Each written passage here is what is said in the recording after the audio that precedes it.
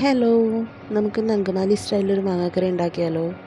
അപ്പോൾ ഇൻഗ്രീഡിയൻസ് എന്താണെന്ന് നോക്കാം. ഞാനിവിടെ എടുത്തിരിക്കുന്നത് 2 പച്ചമാങ്ങയാണ്. നമുക്ക് പച്ചമാങ്ങയുടെ പുളി അനുസരിച്ചിട്ട് എണ്ണം കൂട്ടുകയോ കുറയ്ക്കുകയോ ചെയ്യാം. അതുപോലെ തന്നെ തേങ്ങാപ്പാൽ, അത്യാവശ്യം നല്ല കൊഴുപ്പുള്ള തേങ്ങാപ്പാലാണ്. 1-ാം പാൽ 2-ാം പാൽ ഞാൻ ഇവിടെ എടുത്തിരിക്കുന്നത്. ഒരു സവോള, വറ്റൽമുളക്, ഇഞ്ചി, പച്ചമുളക്, വേപ്പിൻ്റെ ഇല, ചെറിയുള്ളി അരിഞ്ഞത്, കുറച്ച് മഞ്ഞൾപ്പൊടി, കുറച്ച് മുളക് പൊടി, ഒരു 2-2.25 സ്പൂൺ മല്ലിപ്പൊടി, ചെറിയുള്ളിയും കുറച്ച് വേപ്പിലയും വറ്റൽമുളകും കറി താളിക്കുന്നതിന് ആവശ്യമായിട്ടാണ് ഞാനിവിടെ എടുത്തിരിക്കുന്നത്. പച്ചമാങ്ങ നമ്മൾ അത്യാവശ്യം വലുപ്പത്തിന് അരിഞ്ഞ് ഒന്ന് ഉപ്പ് തിരുമ്മി മാറ്റി വയ്ക്കുക. അതിനുശേഷം ഒരു മൺചട്ടി എടുത്തിട്ട് ചെറിയുള്ളിയും വറ്റൽമുളകും ഒഴികെ മറ്റെല്ലാ ഇൻഗ്രീഡിയൻസും കൂടെ നമുക്കിതിലേക്കൊന്ന് ആഡ് ചെയ്യാം. സവോള, ഇഞ്ചി, പച്ചമുളക്, കറിവേപ്പില, എല്ലാ പൊടികളും, മഞ്ഞൾപ്പൊടി, മുളക് പൊടി, മല്ലിപ്പൊടി. ഞാനിവിടെ കുറച്ച് വിനാഗിരി ആഡ് ചെയ്യുന്നുണ്ട്. വിനാഗിരി ഓപ്ഷണലാണ്, കാരണം മാങ്ങാക്കറി ആയതുകൊണ്ട് മാങ്ങയ്ക്ക് അത്യാവശ്യം നല്ല പുളിയുണ്ട്. പിന്നെ ഞാൻ ഈ ഇൻഗ്രീഡിയൻസ് എല്ലാം കൂടെ ഒന്ന് മിക്സ് ചെയ്യാൻ വേണ്ടിയിട്ട് മാത്രം കുറച്ച് വിനാഗിരി ഞാൻ യൂസ് ചെയ്യുന്നുണ്ട്.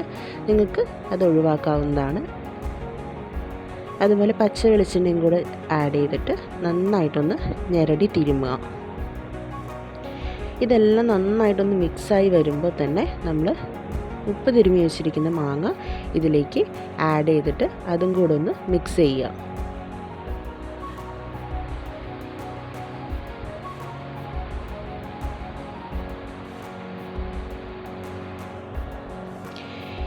ഈ മിക്സിലേക്ക് നമ്മൾ 2-ാം പാലാണ് ആദ്യം ഒഴിക്കേണ്ടത്. 2-ാം പാലും കൂടെ ഒന്ന് ആഡ് ചെയ്ത് നന്നായിട്ടൊന്ന് മിക്സ് ചെയ്തതിന് ശേഷമാണ് നമ്മളിത് കുക്ക് ചെയ്യാൻ തുടങ്ങുന്നത്.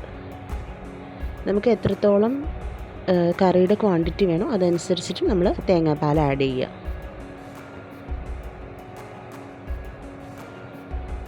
നമുക്കിനി ഇരുന്ന് കുക്ക് ചെയ്യാം. അത്യാവശ്യം തിളച്ച് വരുന്നവരെ നന്നായിട്ടൊന്ന് കണ്ടിന്യൂസ് ആയിട്ട് ഇളക്കിക്കൊണ്ടിരിക്കുക.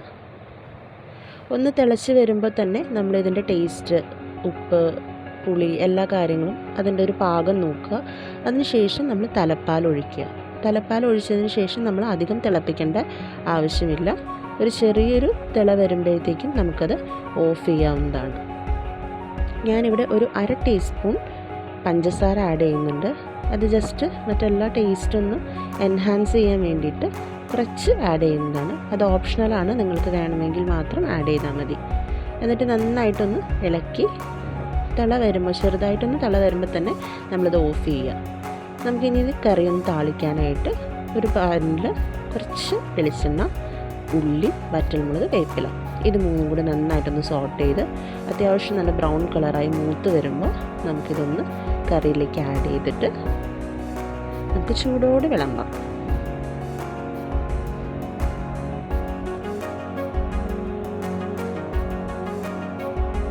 നമ്മുടെ മാങ്ങാക്കറി റെഡി. Thank you.